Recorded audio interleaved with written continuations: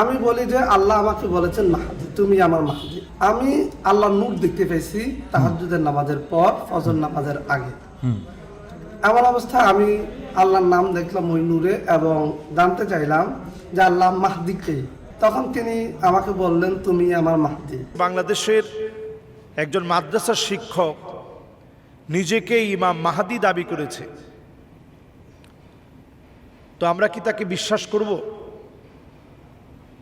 এই ইমাম মাহাদি দাবি করা এটা এই বছরই নতুন না। প্রত্যেক বছরে গোটা পৃথিবীর বিভিন্ন প্রান্তে অনেকেই নিজেকে ইমাম মাহাদি বলে দাবি করে এবং এটা সৌদি আরবেও করেছে। 1986 সালে এটা এত ভয়াবহ হয়েছিল, দাবির পক্ষে জোরালো দাবি হয়েছিল এবং ঠিক মাকাম ইব্রাহিমের সামনে দাবি করেছিল যে আমি ইমাম মাহাদি। তো লোকেরা তার কাছে অনেকে বায়াত নেওয়া শুরু করলো যে আপনি ইমাম মাহাদি, তাহলে আমাদেরকে বায়াত দেন।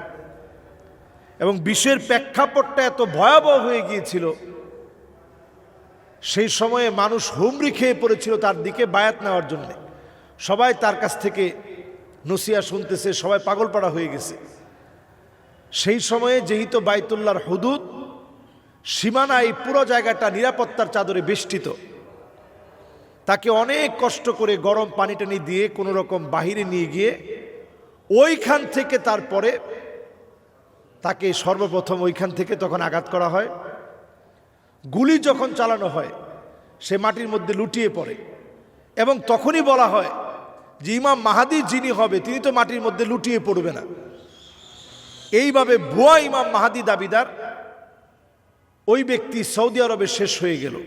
পৃথিবীর বিভিন্ন প্রান্তে ভুয়া ইমাম মাহাদি দাবিদার অনেকে বের হয়। চটকদার বিভিন্ন থামলাইন আমরা দেখি, তখন এগুলো খুব ফলপ্রসূ করে মানুষ প্রচার করে, খুবই ফলাও করে এগুলো প্রচার করা হয়।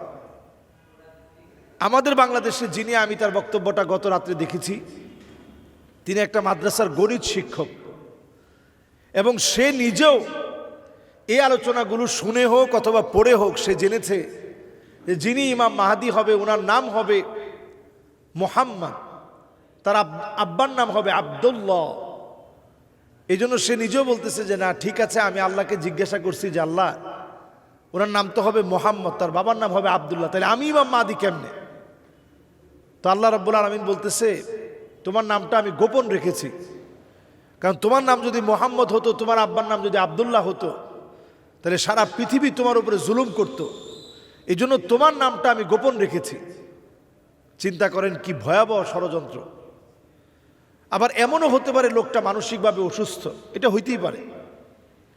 কোনো বেকারগ্রস্ত লোক, মানসিকভাবে অসুস্থ কোনো লোক, এইরকম কোনো লোককে আমরা ইমাম মাহাদি বানিয়ে দিলাম কিনা, এটাও এখন বোঝার সময়, চিন্তা করার সময়। ইমাম মাহাদি কে হবে? ইমাম মাহাদি হবে ওই ব্যক্তি, সে নিজেও জানবে না যে তিনি ইমাম মাহাদি। তিনি ইউসলিহুল্লাহু লাহু লাইলাতান ওয়াহিদা, এক রাত্রির ভিতরে আল্লাহ রাব্বুল আলামিন ইমাম মাহাদি আলাইহিস সালাতু ওয়াস সালামকে আল্লাহ তাআলা বিজয় দান করবেন এক রাত্রির ভিতরে। এটা তো আল্লাহর ফয়সালা, আল্লাহ কাকে বিজয় দিবেন, কিভাবে দিবেন, এটা আল্লাহ তাআলা ভালো জানেন। আল্লাহ তাআলা এক রাত্রির ভিতরে বিজয় দিবেন এবং আল্লাহ রাব্বুল আলামিন ইমাম মাহাদি যিনি হবেন তাকে কেউ আঘাত করতে আসলে মাটি তাকে গিলে খেয়ে ফেলবে, মাটি তাকে গিলে খেয়ে ফেলবে। তো যিনি এখন ইমাম মাহাদি দাবি করেছে, অলরেডি তাকে অ্যারেস্ট করা হয়েছে। দেখবেন অ্যারেস্ট করে যখন বের হবে অনেকেই তখন চিন্তা করবেন যে ইনি আসলে ইমাম মাহাদি, এই জন্য ওনাকে অ্যারেস্ট করা হয়েছে, ওনার উপর জুলুম করা হয়েছে। কিন্তু সত্যিকার অর্থে এটি চরম একটা মিথ্যাচার। ইমাম মাহাদি যিনি হবে ওনার কপালটা হবে বড় কপালওয়ালা। আমি লোকটাকে দেখছি, উনি কোনো বড় কপাল ওনার দেখা যায় না। ইমাম মাহাদি যিনি হবে ওনার নাকটা থাকবে লম্বা নাকওয়ালা। ইমাম মাহাদি যিনি হবে আজলাল জাবিহা, বড় কপাল থাকবে, নাক থাকবে লম্বা নাক, চেহারা থাকবে দেখার মতো চেহারা। উনি খুব বেশি সাদাও হবেন না, আবার একেবারে কালো হবেন না। আমাদের শরীরের যে কালার, এরকম মাঝামাঝি একটা কালারের হবেন তিনি। উনি মাকাম ইব্রাহিমের সামনে যখন দাঁড়ানো থাকবে, পাগড়ি পরিহিত অবস্থায় থাকবে, লোকেরা দেখেই বুঝবে ইনি ইমাম মাহাদি। লোকেরা বলবে আপনি আমাদেরকে বায়াত দেন। তিনি বলবেন কিসের বায়াত? বায়াত দিতে যদি আপনি না চান, প্রয়োজনে আপনাকে আঘাত করব, তারপরেও মুসলমানদেরকে উদ্ধার করার জন্য বায়াত না নিয়ে যাব না। ইমাম মাহাদি আলাইহিস সালাম তখন মদিনা থেকে পালায়া মক্কায় চলে আসবেন। পৃথিবীর পরিস্থিতি এত ভয়াবহ হবে। ইমাম মাহাদি আলাইহিস সালাতু ওয়াস সালাম তিনি সেই মদিনা থেকে পালিয়ে যখন মক্কায় আসবেন, মাকাম ইব্রাহিমের সামনে লোকদেরকে বায়াত দিবেন। দলে দলে লোকেরা ওনার কাছ থেকে বায়াত নিবে।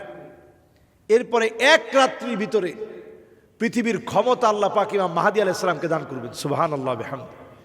সেই দিনটা মুসলমানদের জন্য আসবে নিশ্চয়ই।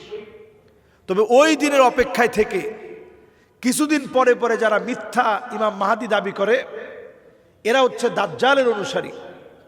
নবী আলাইহিস সালাতু ওয়াস সালাম বলছেন, সালাসুনা কাযযাবুনা দাজ্জালুন, 30-এর অধিক মিথ্যা দাবিদার বের হবে।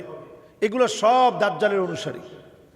এই জন্য আমরা এই জাতীয় ব্যক্তিবর্গের বিভিন্ন চটকদার কথা থেকে আমরা বেঁচে থাকি। এবং দেখবেন পাকিস্তানেও একজন নিজেকে ইমাম মাহাদি দাবি করেনি, মোহাম্মদ কাসেম তার নাম, কিন্তু মানুষ ওনাকে ইমাম মাহাদি বলে মনে করে। এত পরিমাণ লোকজন এখন তার পিছনে ছুটছে। উনি বিভিন্ন স্বপ্নের কথা বলেন। উনি প্রায় হাজার হাজার স্বপ্ন দেখেছেন। উনি দাবি করেন যে সব স্বপ্নগুলো সত্য হয়ে যাচ্ছে। তো এই লোক নিজেকে ইমাম মাহাদি দাবি না করলেও মানুষ দাবি করে। তাদের বিভিন্ন গ্রুপ আছে, ফেসবুকে গ্রুপ আছে, হোয়াটসঅ্যাপে। এগুলো তারা প্রতিনিয়ত ছড়িয়ে দিচ্ছে যে ইনি ইমাম মাহাদি, ওনার এই স্বপ্নটা বাস্তবায়ন হয়ে গেছে। আমরাও তো মাহফিলে হাদিস থেকে কত কথা বলেছি যে কথাগুলো সত্য হয়ে গেছে, তাই বলে কি আমি ইমাম মাহাদি? এগুলো হাদিস থেকে রসুলের ভবিষ্যৎবাণীগুলো আমরা হাদিস থেকে পড়ার পরে আমরা বলেছি। এই জন্য স্বপ্ন শেষ জমানায় একটা গুরুত্বপূর্ণ হাতিয়ার। তাই বলি ইমাম মাহাদি দাবি করে নিজেকে আপনি পণ্ডিত হিসাবে উপস্থাপন করবেন, এটা আল্লাহর গজবের জন্য যথেষ্ট। মাআযাল্লাহ, আল্লাহ তাআলা আমাদেরকে মাফ করুক। এই জাতীয় ফিতনাবাজদের থেকে আল্লাহ তাআলা আমাদেরকে হেফাজত করুক।